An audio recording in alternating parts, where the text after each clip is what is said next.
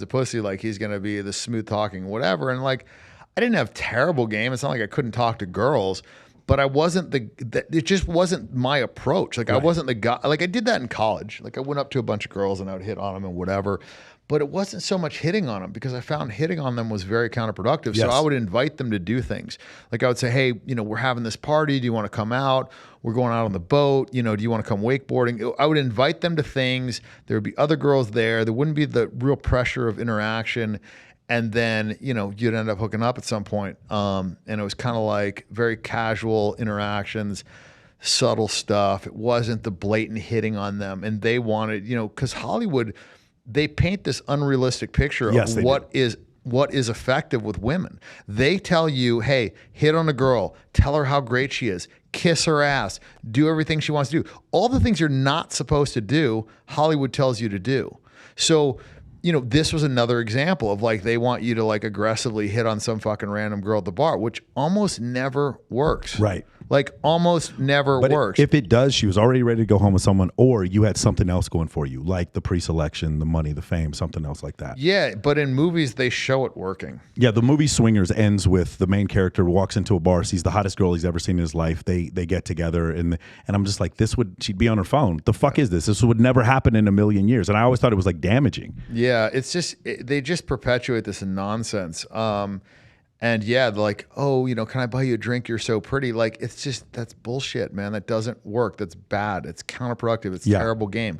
And so anyway, so he wanted me to basically, hit on this girl. And I don't hit on girls. I don't do the cheesy pickup lines. That doesn't work. So I didn't really have...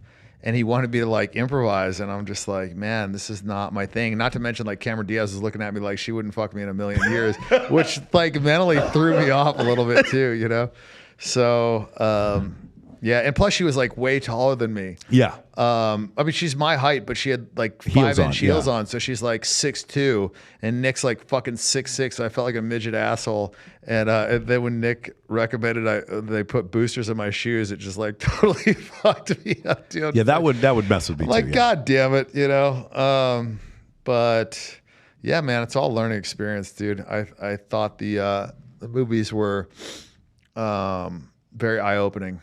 Like Tom Cruise made a comment and he got roasted about it where he said that acting is harder than being in the military, and people went fucking crazy about it. And I'm like, motherfucker, I've done both. Like I literally like did the hardest training in the fucking military there is.